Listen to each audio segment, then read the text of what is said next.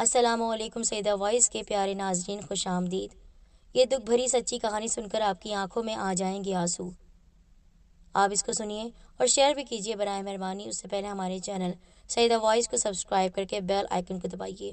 یاد رکھے گا آل نوٹیفیکیشن پر کلک کر دیجیے گا۔ میں اپنے والدین کی آنکھوں کا تارا تھی۔ وہ ہر وقت مجھ پر دیوانہ وار نثار ہوتے رہتے اور میری ہر خواہش بن کہے پوری کی جاتی۔ جب میں اسکول جانے کی عمر کو پہنچی تو میرا داخلہ ایک اچھے اسکول میں کرا دیا گیا۔ ڈرائیور مجھے اسکول چھوڑنے اور لینے جاتا تھا۔ میرے ہمجماعت مجھ پر رش کرتے اور اپنی خدا داد ذہانت کی بنا پر میں ٹیچرز کی منظور نظر تھی، یعنی ہر کوئی مجھے پسند کرتا۔ یوں ہر کلاس میں نمایاں کامیابی حاصل کرتے ہوئے میں اعلیٰ گریڈ سے میٹرک کر چکی تھی اور شہر کے بہترین کالج میں داخلہ لے لیا۔ اب والدہ کو میری شادی کی فکر لگ چکی تھی۔ میرے حسن کی وجہ سے میرے لیے رشتوں کی لائن لگی ہوئی تھی۔ والدین نے نہایت دیکھ بھال کے بعد ایک نہایت معزز فیملی میں میرا رشتہ طے کر دیا اور BA کرتے ہی مجھے نہایت دھوم دھام سے پیا کے سنگ روانہ کر دیا۔ سسرال میں میرا کھلے دل سے استقبال ہوا۔ میں اپنے گھر کی پہلی بہو تھی، اس لیے بڑے ارمانوں اور رسموں کے ساتھ مجھے لے جایا گیا اور بڑی بہو کا مقام دیا گیا۔ گھر میں خوشحالی کا دور دورہ تھا۔ تمام کاموں کے لیے ملازمین تھے، بس کھڑے ہو کر ان کی نگرانی کرنا پڑتی۔ اپنے والدین کی اعلیٰ تربیت کی وجہ سے میں ہمیشہ اپنے بڑوں سے عزت اور بچوں سے پیار کے ساتھ پیش آتی تھی۔ میرے سسرال والوں نے بھی میرے اچھے اخلاق کی قدر کی اور مجھے ہمیشہ اپنی بیٹی سمجھا۔ یوں خوشیوں کے جھولے میں جھولتے وقت مجھے پتہ ہی نہیں چلا کہ غم بھی ہوتے ہیں زندگی میں۔ یوں خوشیوں کے جھولے میں جھولتے ہوئے وقت کا پتہ ہی نہیں چلا اور اچھا وقت تیزی کے ساتھ اڑ گیا اور میرے قدموں تلے جنت آ گئی۔ اللہ تعالیٰ نے مجھے 2 بیٹوں کاشف اور عاطف سے نوازا۔ اگرچہ میرے دل میں بیٹی کی شدید خواہش تھی، لیکن پھر بھی میری کوئی اولاد پیدا نہ ہوئی تو میں نے خود کو اللہ تعالیٰ کی رضا میں راضی کر لیا، یعنی رحمت پیدا نہ ہوئی۔ نرینہ اولاد تو تھی جس کی خواہش ہر کوئی کرتا ہے، اسی وجہ سے میرا رتبہ اور بڑھ گیا تھا، لیکن مجھے بیٹیاں بہت پسند تھی۔ خیر، میں نے پھر بھی شکر ادا کیا۔ میں تن من دھن سے ان بیٹوں کی پرورش میں جٹ گئی۔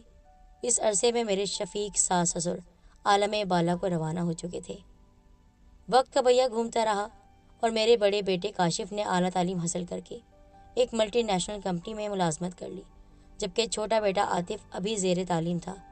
اب میرے دل میں کاشف کے سر پر صحرا سجانے کا ارمان انگڑائیاں لے رہا تھا۔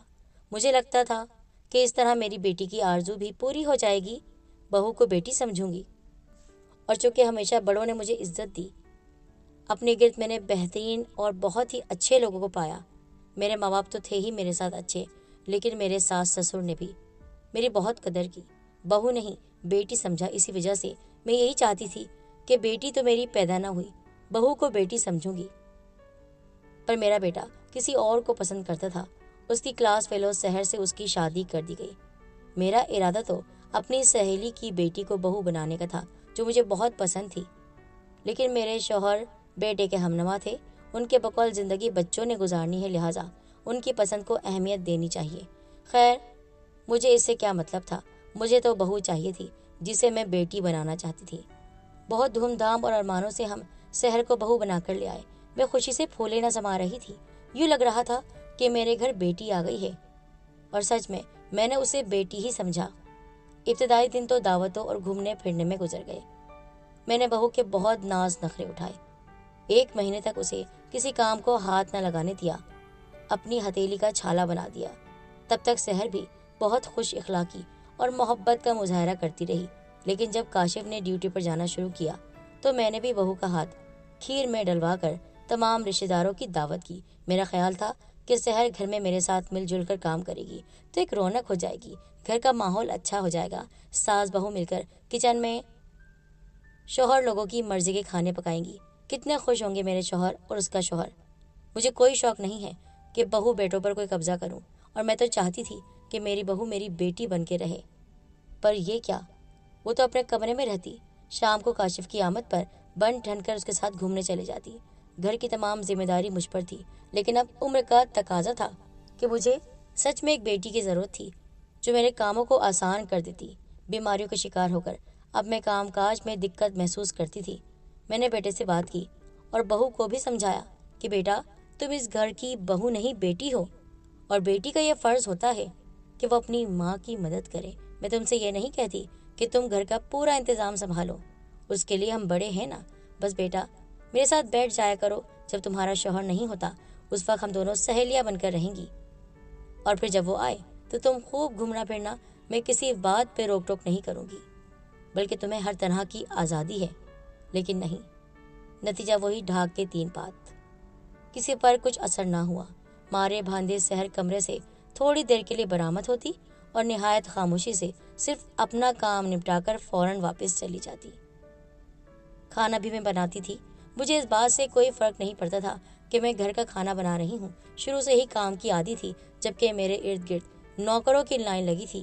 میرے ساس سسر نے بھی کبھی مجھ پر کوئی جبر نہیں کیا، لیکن پھر بھی میری عادت تھی کہ میں بڑوں کا کام کرتی تھی، اور یہی عادت بڑھاپے میں کام آ رہی تھی۔ پر میری بہو تو میرے پاس آ کر مسکرا کر بیٹھتی بھی نہیں تھی، بس اپنا کھانا لیتی اور چلی جاتی۔ لیکن جب ہمارا بیٹا آتا تو ہمارے درمیان آ کر بیٹھ جاتی، اس کو دکھاوے کے لیے۔ میں نے کبھی اپنے بیٹے سے کوئی شکایت نہیں کی، میں اس سے تو کیا اپنے شوہر سے بھی شکایت نہیں کرتی تھی۔ مجھے اچھا نہیں لگتا گھر کا ماحول یوں بگاڑنا۔ خیر ان دنوں سحر کے ماں بننے کی خوشخبری ملی تو گھر میں خوشی کی لہر دوڑ گئی، پر اب تو اس کا رویہ اور بھی تبدیل ہو گیا۔ تمام وقت وہ کمرے میں رہتی۔ کاشف نے بیوی کے کاموں کے لیے ایک ملازمہ رکھی جو کھانا بھی کمرے میں پہنچاتی۔ میں سب کچھ دیکھ رہی تھی، مگر صبر کے سوا کوئی چارہ نہ تھا۔ ایک روز اچانک ہی ہمارے گھر پر آسمان ٹوٹ پڑا۔ میرے شوہر، میرے سرتاج، جن کی وجہ سے میں خوشیوں بھری زندگی جی رہی تھی، اور شاید ان کی وجہ سے میں اپنی بہو کے اس رویے کو برداشت بھی کر رہی تھی، دفتر سے واپسی پر کار ایکسیڈنٹ میں شدید زخمی ہو گئے اور ہاسپٹل پہنچنے سے پہلے راستے میں دم توڑ گئے۔ جب گھر میں اطلاع پہنچی تو مجھے تو سن کر سکتہ ہو گیا۔ اہل محلہ اور رشتہ داروں سے گھر بھر گیا، اور سب نے مل جل کر انہیں آخری آرام گاہ تک پہنچایا۔ کئی دنوں نہیں بلکہ مہینوں تک صدمے نے میرے ہوش و حواس کو گم رکھا، لیکن وقت ہر غم کا مرہم ہے۔ عدت کے بعد جب میں نے گھر کے معاملات میں دلچسپی لینا شروع کی تو گھر کے طور طریقے ہی تبدیل ہو چکے تھے۔ سحر ہر چیز پر قابض ہو چکی تھی۔ کاشف بیوی کی آنکھوں سے دیکھتا اور اسی کے کانوں سے سنتا تھا۔ عاطف ان حالات سے بہت پریشان تھا، لیکن مجھے پریشانی سے بچانے کے لیے خاموش رہتا تھا۔ وہ بھی زیر تعلیم تھا، لہٰذا شوہر کے انتقال کے بعد کاشف پر گھریلو اخراجات کا بھی بوجھ پڑ گیا۔ اب تو ہر وقت اس کا مزاج سوا نیزے پر رہتا، اور بات بے بات پر وہ مجھ سے لڑتا جھگڑتا۔ اس سے بات کرنے کے لیے ایک ماں کو ہمت جمع کرنی پڑتی۔ سحر کو اس کی والدہ بچے کی پیدائش کے لیے اپنے ساتھ لے گئی تو کاشف بھی زیادہ تر وقت وہیں گزارنے لگا۔ بچے کی پیدائش پر میں نے تمام گلے شکوے بھلا کر دیوانہ وار اسے دیکھنے کے لیے بہو کے میکے گئی، جہاں میرے ساتھ ایسا سلوک ہوا کہ میں نے وہاں دوبارہ جانے سے توبہ کر لی۔ کاشف کبھی کبھار کھڑے کھڑے 2 گھڑی کے لیے گھر آتا، اور پھر ایک دن اس نے نہایت سنجیدہ اور سپاٹ لہجے میں مجھے بتا دیا کہ اسے دبئی میں ملازمت مل گئی ہے، اور وہ اپنی بیوی اور بیٹے کے ہمراہ 1 ہفتے بعد وہاں جا رہا ہے۔ میں تو یہ سن کر دنگ رہ گئی اور میری آنکھوں سے آنسوؤں کی جھڑی لگ گئی، لیکن وہ جھوٹی تسلی اور دلاسے دے کر بیرون ملک روانہ ہو گیا، ماں کو بتایا بھی نہیں۔ میں نے پھر بھی کوئی شکوہ نہیں کیا۔ عاطف کی تعلیم مکمل ہونے میں ابھی 2 سال تھے۔ ہم نے گھر کا ایک پورشن کرائے پر اٹھا دیا اور باقی جمع پونجی ملا کر اپنے اخراجات پورے کرتے رہے۔ شروع میں کاشف کبھی کبھار دبئی سے فون کر لیتا، پر بعد میں وہ سلسلہ بھی ختم ہو گیا۔ ان گزرے برسوں میں میرے ماں باپ بھی ابدی سفر پر روانہ ہو گئے، اس لیے اب میں بہت تنہائی محسوس کرنے لگی۔ پہلے میرے شفیق ساس سسر، میرے صاحبان، میرا سہارا، میری محبت، میرے شوہر چلے گئے، پھر میرے ماں باپ، یعنی میرا اپنا تو کوئی نہیں رہا تھا۔ اب ایک بیٹا بچا تھا جس سے مجھے امیدیں تھیں۔ آخرکار خدا خدا کر کے عاطف کی تعلیم مکمل ہو گئی اور اسے فوراً ہی ایک بہت اچھی فرم میں ملازمت بھی مل گئی۔ یوں ہماری زندگی میں کچھ ٹھہراؤ آ گیا۔ اب عاطف دن بھر ڈیوٹی پر ہوتا اور میں گھر میں بولائی پھرتی اکیلی تنہائی کی زندگی گزار رہی تھی۔ وہ بھی شادی کے لیے راضی نہیں تھا، لیکن میں اپنی زندگی میں اس کے فرض سے سبکدوش ہونا چاہتی تھی، اس لیے میرے اصرار پر وہ مان گیا۔ عاطف نے مجھے مکمل اختیار دیا تھا کہ میں اپنی پسند کی بہو منتخب کروں۔ غیروں کو تو میں نے پہلے ہی آزما لیا تھا، لہٰذا میں نے اپنوں میں شادی کرنے کا سوچا، کیونکہ مثل مشہور ہے کہ اپنا مارے گا بھی تو چھاؤں میں ڈالے گا۔ اب قرآن اندازی ہوئی تو قرائے فال میرے شوہر کی بھتیجی ماہم کے نام نکلا۔ وہ اعلیٰ تعلیم یافتہ تھی، ملازمت بھی کرتی تھی۔ دونوں گھروں کی باہمی رضامندی سے ایک سادہ سی تقریب میں اسے منگنی کی انگوٹھی پہنا کر 2 ماہ بعد ہونے والی شادی کی تیاریاں شروع کر دی گئی، اور وہ 2 ماہ اتنی تیزی سے گزر گئے کہ پتہ ہی نہیں چلا۔ اور پھر ایک خوبصورت سی شام کو ماہم دلہن بن کر ہمارے سونے آنگن میں اجالا پھیلانے آ گئی۔ کاشف نے چھٹی نہ ملنے کا بہانہ پیش کر کے شادی میں شرکت سے معذرت کر لی۔ کافی دنوں تک دعوتوں اور گھومنے پھرنے کا سلسلہ چلتا رہا، اور پھر جب اپنی آفس کی چھٹی ختم ہونے کے بعد عاطف ایک صبح آفس جانے کے لیے تیار ہوا، تب ماہم بھی بھرپور تیاری کے ساتھ اس کے ہمراہ جانے کے لیے کھڑی ہو گئی۔ مجھے حیرت کا شدید جھٹکا لگا، کیونکہ یہ بات شادی سے پہلے ہی طے ہو گئی تھی کہ وہ ملازمت کو چھوڑ کر گھر میں بیٹھے گی۔ مطلب یہ نہیں تھا کہ میں اسے کام کرواتی۔ ہمارے گھر میں عورتوں کا ملازمت کرنا پسند نہیں کیا جاتا۔ عاطف نے بتایا کہ ایک ضروری پروجیکٹ کی وجہ سے ماہم فوری طور پر اپنی جاب سے استعفیٰ نہیں دے سکتی، ریزائن نہیں کر سکتی، لیکن اس پروجیکٹ کی تکمیل کے بعد وہ آزاد ہو جائے گی۔ دونوں نے ناشتہ کیا اور ہنستے مسکراتے مجھے اللہ حافظ کہہ کر روانہ ہو گئے۔ اب پھر میں تھی اور میری تنہائی اور تمام گھر کی ذمہ داری۔ اب تک زندگی کی تلخیوں اور پریشانیوں نے مجھے شوگر اور بلڈ پریشر کا تحفہ دے دیا تھا۔ میں دوائیاں کھا کر چکراتے سر کے ساتھ گھریلو ذمہ داریاں نبھاتی، اور اس دوران میں عاطف سے جب بھی ماہم کے آفس کی بات کرتی، وہ ادھر ادھر کی باتوں میں ٹال جاتا، اور پھر جب بہو سے بات کی جاتی تو اس نے نہایت سرد موری سے جواب دینا ہوتا کہ چونکہ ایک بندے کی تنخواہ سے گھر کے اخراجات پورے نہیں ہو سکتے، اس لیے وہ عاطف کی مدد کے لیے ملازمت کر رہی ہے، ورنہ اتنے لوگوں کا بوجھ اکیلے کیسے عاطف اٹھائے گا؟ اتنے لوگ، صرف ایک ماں تھی۔ ماں بوجھ بن گئی، اور وہ کہتی کہ مجھے کوئی شوق نہیں ہے کہ میں ملازمت کروں۔ اس نے مجھے یہ بھی جتا دیا کہ میری بیماری اور علاج کا بوجھ بھی بیٹے اور بہوؤں نے مل کر ہی اٹھایا ہوا ہے۔ اس کے بعد تو میں نے صبر، شکر اور زبان بندی کو اپنا طور طریقہ بنا لیا۔ اسی دوران ماہم امید سے ہو گئی، لیکن اس نے اپنی جاب جاری رکھی۔ اب رفتہ رفتہ طبیعت کی خرابی اور ملازمت کی مصروفیت نے ماہم کی زبان میں تلخی اور کڑواہٹ بھرنا شروع کر دی تھی۔ معمولی سی بات اور ناگواری پر وہ مجھے زبان کے تیروں سے زخمی کرتی۔ عاطف بھی یہ سب دیکھتا، لیکن شاید ماہم کی صحت کے مد نظر خاموش رہتا۔ اللہ اللہ کر کے یہ وقت بھی گزرا، اور ایک گول مٹول پیاری سی گڑیا مریم نے ہمارے گھر کی رونق بڑھا دی۔ کہتے ہیں اصل سے سود پیارا ہوتا ہے، سو مجھے بھی یہ ننھی پری اپنی جان سے بڑھ کر عزیز تھی۔ میں اس کی دادی جان تھی، بیٹی کی خواہش تھی۔ بہویں تو بیٹی نہ بن سکی، اپنی پوتی کو اپنی بیٹی سمجھا میں نے اس موقع پر اپنی ہمت سے بڑھ کر ماہم کا ساتھ دیا، اور اس پر ماہم کافی شکر گزار بھی تھی۔ 3 ماہ بعد ماہم نے میری توقع کے برخلاف دوبارہ آفس جوائن کر لیا۔ اس نے وعدہ خلافی کی، اور یوں ننھی گڑیا مریم میری ذمہ داری بن گئی۔ اب سارا دن اس کے فیڈر، نیپی، نہلانے، سلانے اور بہلانے میں نکل جاتا۔ یہ ذمہ داری میری طاقت اور طبیعت سے زیادہ تھی، لیکن عاطف اپنی اولاد کو کسی غیر کے حوالے نہیں کرنا چاہتا تھا، سو اس نے میری مدد کے لیے ایک ملازمہ رکھ دی، جو صبح کے وقت آ کر گھر کے تمام کام نپٹا کر چلی جاتی۔ باقی سارا دن میں تنہا بھی دیکھ بھال کرتی تھی، مگر اب میری صحت تیزی سے گرتی چلی جا رہی تھی، اور میں بمشکل یہ ذمہ داری نبھا رہی تھی۔ 60 سال کی جو ہو گئی تھی۔ ایک روز ملازمہ اپنا کام ختم کر کے جا چکی تھی۔ اس دن میری شوگر شاید زیادہ لو ہو گئی تھی، اس لیے مجھے چکر آ رہے تھے۔ مریم کی طبیعت بھی کچھ ٹھیک نہیں تھی، وہ چڑچڑی ہو کر مسلسل رو رہی تھی۔ میں نے اسے گود میں لیا اور کچن میں جا کر اس کا فیڈر بنایا۔ اچانک میری آنکھوں کے سامنے اندھیرا چھا گیا، اور میں سنبھلنے کی تمام تر کوشش کے باوجود بچی کے ساتھ گر گئی۔ اب یہ میری قسمت تھی، بدقسمتی، کہ وہ گرنے کی وجہ سے چیخ چیخ کر رونے لگی۔ اسی وقت اتفاق سے ماہم کی آمد ہو گئی۔ اس کے پاس دروازے کی چابی موجود تھی۔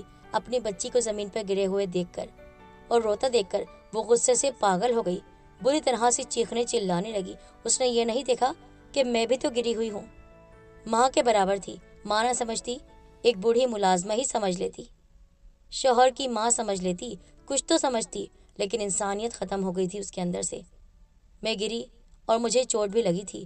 میری ایک آنکھ میں پتھر گھس گیا تھا۔ اس نے اس بات کی کوئی پرواہ نہ کی، مجھے نظر نہیں آ رہا تھا۔ ایک تو ویسے ہی چکر آ رہے تھے کمزوری سے، اور پھر جب میری آنکھ میں پتھر لگا تو اس کے بعد تو مجھے کچھ ہوش نہ رہا۔ وہ کیا کہتی رہی مجھے کچھ نہیں پتا تھا۔ جب ہوش آیا تو میں ہاسپٹل میں تھی۔ लेकिन मेरा बेटा और मेरी बहू वहाँ पर नहीं थे। मेरा दिल चाहा कि मैं चीखूं, चिल्लाऊं और डॉक्टर से कहूं, कहाँ है मेरा बेटा, कहाँ है मेरी बहू, मेरी पोती कैसी है। मैं चीखना चाहती थी, लेकिन एकदम मेरी आंख में टीस उठी।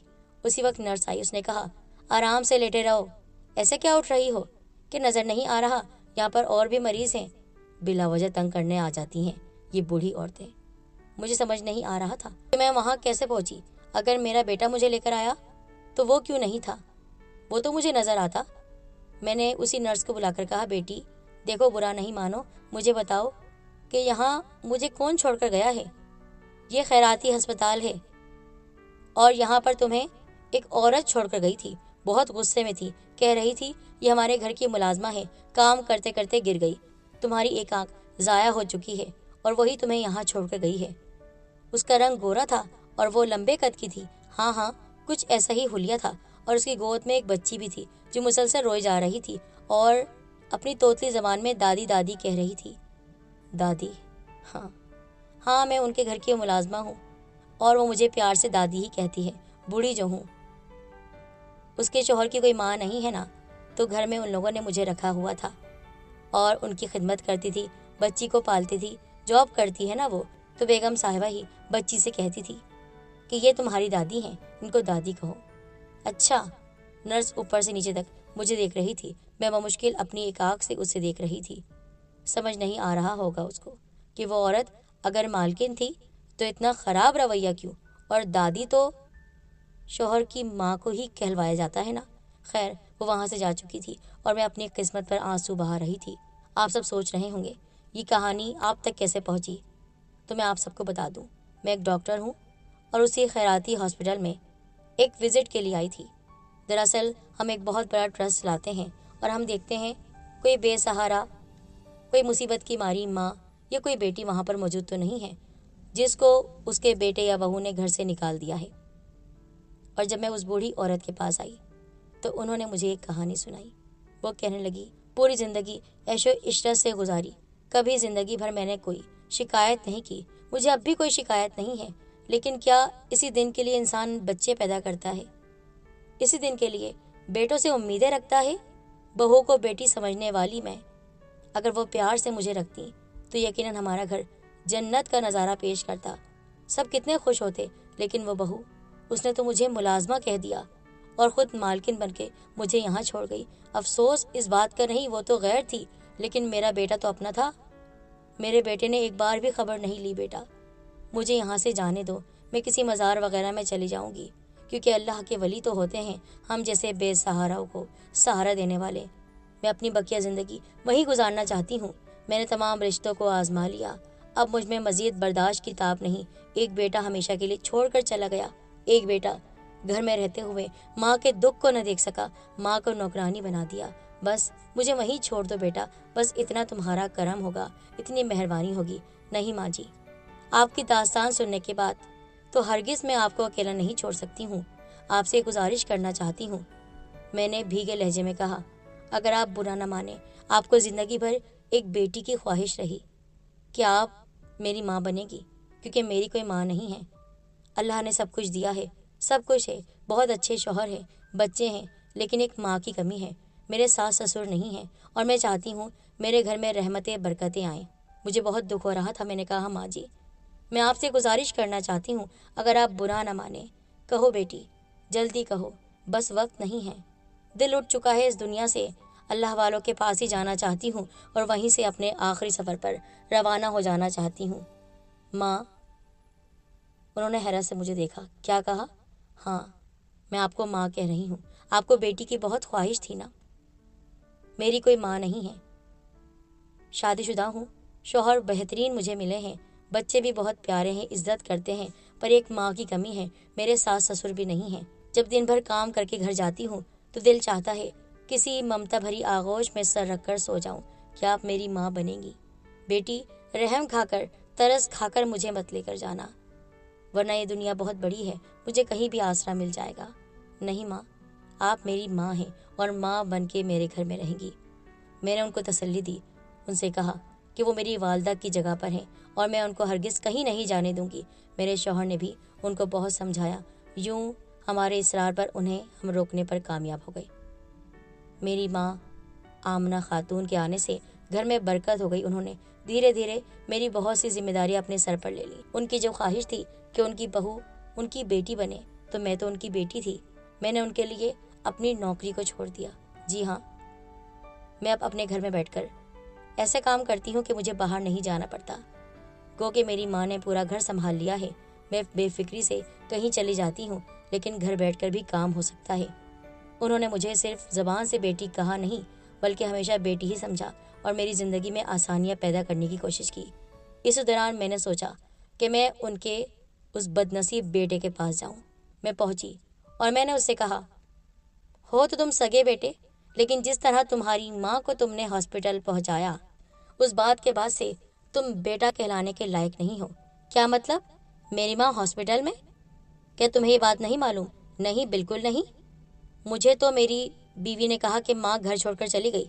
चलो, तुम्हारी माँ घर छोड़कर चली गई तो क्या तुमने उसे ढूंढा नहीं? ढूंढने की जरूरत महसूस नहीं की? तुम्हारी इस 2 टके की बीवी ने तुम्हें कह दिया और तुमने अपनी माँ को छोड़ दिया। तुम्हारी माँ एक आंख से अंधी हो चुकी थी। उसकी आंख पे पत्थर लग गया था। काम करते करते गिर गई थी। तुम्हारी बीवी ने अपनी बेटी की फिक्र की, लेकिन उस माँ की फिक्र नहीं की जो तुम्हारी माँ थी। तुम लोगों ने उसको बोझ समझा। मैं यहाँ पर ये नहीं बताने आई हूँ कि तुम एहसास करो, बस ये कहने आई हूँ कि वो मेरी माँ है, मेरे घर में है और आज से वो ही मेरी माँ है। अगर वो चाहती हैं तुम्हारे साथ रहना तो बखुशी वो जा सकती हैं, लेकिन मैं ज़बरदस्ती उन्हें तुम्हारे पास नहीं आने दूंगी। वो बेटा उस वक्त उसको बहुत गैरत महसूस हुई। वो और उसकी बीवी हमारे घर आए, माफ़िया मांगने लगे, माँ हमें माफ़ कर दे, देखिए हमसे कसूर हो गया है और बहुत बड़ा गुनाह हो गया है, हम कसूरवार हैं, हमें माफ़ कर दें। उन्होंने माफ़ तो कर दिया, क्योंकि माँ तो हमेशा माफ़ कर देती है, पर वो जाने के लिए तैयार ना हुई। 10 साल वो मेरे साथ रही। मैंने दुबई में रहने वाले उनके बेटे को भी फ़ोन किया और कहा, किस किस्म के बेटे हो? अपनी बीवी को तमाम ऐशो इशरत की जिंदगी तुमने दी और तुम्हारी माँ बेआसरा पड़ी रही खैराती अस्पताल में। क्या तुम्हें इस बात की फिक्र है? उसने कहा, कौन बोल रही हो? उसी माँ की बेटी। अच्छा, तो क्या उन्होंने कोई नाजायज बेटी पैदा कर दी? क्योंकि हमारी तो कोई बहन नहीं थी। मुंह बंद करो। और तुमने तो अपना ठिकाना जहन्नुम में लिख ही दिया है। दुनिया में भी बेआसरा रहोगे और जहन्नुम में भी। तुम्हारा ठिकाना अब बन चुका है। वो माँ मेरे पास है। उन दोनों बेटों को मैंने खूब सुनाई, इसलिए नहीं कि मुझे कोई शौक है, मेरा उनसे कोई ताल्लुक नहीं, ना मेरा उनसे कोई वास्ता था, लेकिन आमना माँ के आंसू देखती हूँ तो मुझे बहुत तकलीफ होती है। बेशक मैं उनकी बेटी बनी, उन्होंने माँ होने का पूरा फ़र्ज़ निभाया, लेकिन मैं उनकी सगी औलाद नहीं थी। उनकी सगी औलादों ने जो उनके साथ किया, आज मैं पूरे माशरे से कहना चाहती हूँ, क्या माँ इसी वक्त के लिए बेटों को पैदा करती है? इसी वक्त के लिए हम बेटे मांगते हैं मन्नतों मुरादों से कि बेटे माँ को बेआसरा कर दें। यह हकीकत है कि इंसान की ज़िंदगी, वक्त और हालात का कोई पता नहीं। जब ये पलटते हैं तो शाह को गधा और गधा को शाह बना देते हैं। अपने वालिदैन की इकलौती औलाद, उनकी आंखों का तारा, जिसे उन्होंने बिसात भर दुनिया की हर खुशी दी, और जब शादी हुई तो वो ज़िंदगी भी उनकी अनमोल ज़िंदगी रही। उन्होंने तो ऐसा कुछ किया नहीं, तो पलट कर उनके साथ ऐसा क्यों हुआ? लेकिन आज मैं सोचती हूँ कि मेरा उनके साथ उनकी ज़िंदगी में शामिल होना और मेरा उनसे ये कहना कि मैं आपकी बेटी हूँ, मेरे शौहर का उनसे ये कहना कि मैं आपका बेटा हूँ, इसी बात की दलील है कि उन्होंने अपनी ज़िंदगी में नेकी की तो अल्लाह ताला ने उनको लापता न रखा। वो लावारिस इस दुनिया से ना गई, बल्कि मेरी माँ बनकर इस दुनिया से गई, बहुत इज्जत और आबरू के साथ। यही हमारे माशरे का अलमिया है। वालिदैन जो अपनी तमाम उम्र बच्चों के लिए वक्फ कर देते हैं, वही औलाद उनको बुढ़ापे में बोझ समझती है। एक माँ अकेली 10 बच्चे पाल लेती है, लेकिन वही 10 बच्चे मिलकर एक माँ को नहीं संभाल सकते। वही माँ जो दिन रात मेहनत करके बच्चों की तालीम का बोझ उठाती है, अगर शौहर मर जाए तो मेहनत मजदूरी करती है, बच्चों को पालती है। रात की तन्हाई में जब बच्चा बीमार होता है तो उसे लेकर हॉस्पिटल भागती है। जब वो माँ बूढ़ी हो जाती है और उसको दवाओं की जरूरत पड़ती है, तो वही बेटे आकर जताते हैं कि हम पर आपकी दवाओं का बहुत बोझ बढ़ गया है। कल की आई हुई उस बहू के लिए बेटा अपनी माँ को भूल जाता है।